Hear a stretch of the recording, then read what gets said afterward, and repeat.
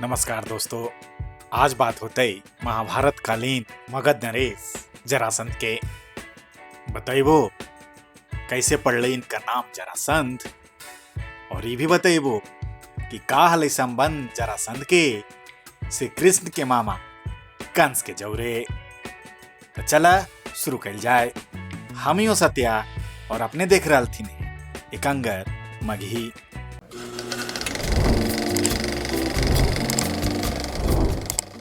जब महाभारत हो रहे हल तो उस समय मगध के राजा जरासंध हलथिन।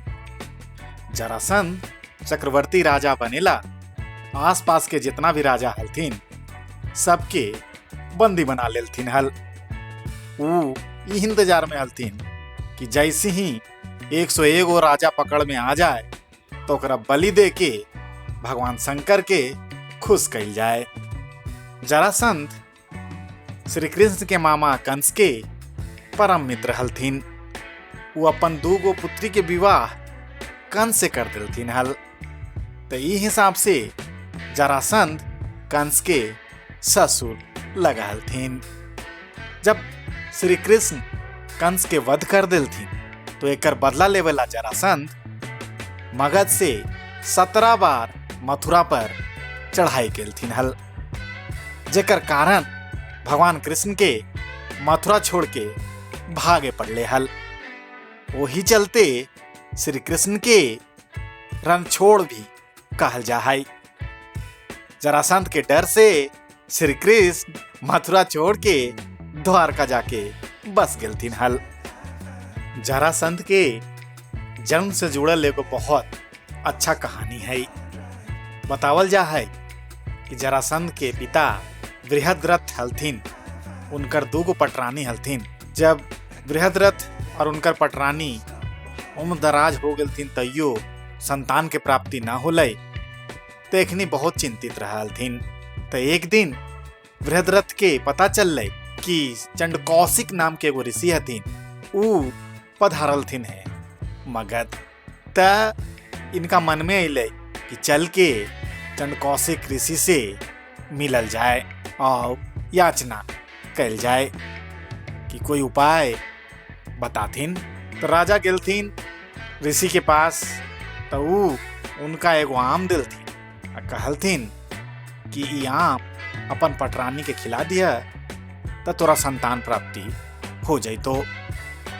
तो चूंकि राजा के 2 गो पटरानी हलथिन और दोनों पटरानी के ऊ समान प्यार कर हलथिन, तो उसे में ऊ आम के काट के 2 टुकड़ा कर दिलथिन और दोनों रानी के 1 गो टुकड़ा खिला दिलथिन।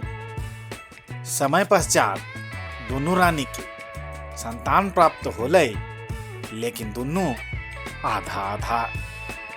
तो चूंकि जान न हले आधा वाला शरीर में, तो राजा दोनों आध शरीर के फेंकवा दिलथिन।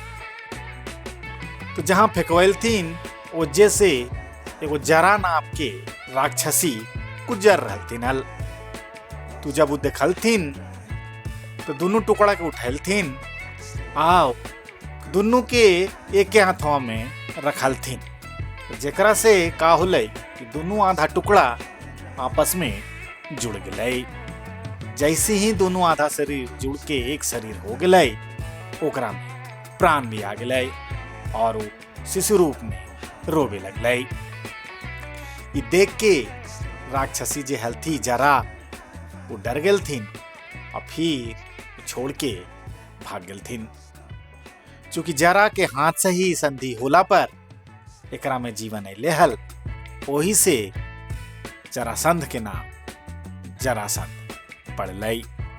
चूंकि जरासंध के मारना आसान न हलै, क्योंकि दैवीय चमत्कार हलै कि जरासंध संधि से जुड़ के जीवन पैलथिन हल। तो इनका मारना आसान न हलै। जितना भी युद्ध लड़ा हलथिन सब में जीत प्राप्त हुआ हलै और बहुत पराक्रमी राजा हलथिन।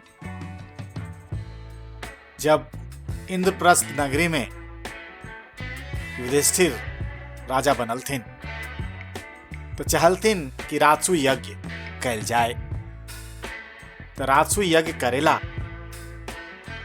युधिष्ठिर जब बात कलथिन श्री कृष्ण से तो भी कहलथिन हाँ हाँ काहे ना, एकदम कल जा सकले, बिल्कुल करल जाए, एक बाद तू एकदम चक्रवर्ती राजा हो जाइबा। लेकिन तो रास्ता में एके गो अड़चन हको, उहो मगध के राजा जरासंध, तो ओकर कुछ उपाय करे पड़तो।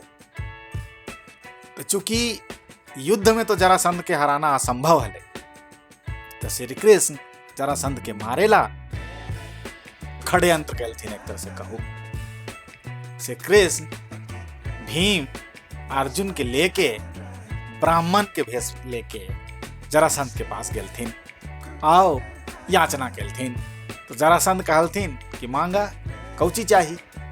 तो ओकरा में श्री कृष्ण कहलथिन कि हमनी तीनों में से तू एगो के चुना और ओकरा से तू पहलवानी करा, मल युद्ध करा।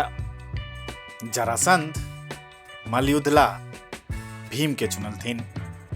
दोनों में बहुत दिन तक मल युद्ध चल रही। जब भी भीम जरासंध के फाड़ के 2 टुकड़ा कर दे, तखनिए दोनों टुकड़वा अपने से जुड़ जाल और जरासंध फिर से जीवित हो जालथिन।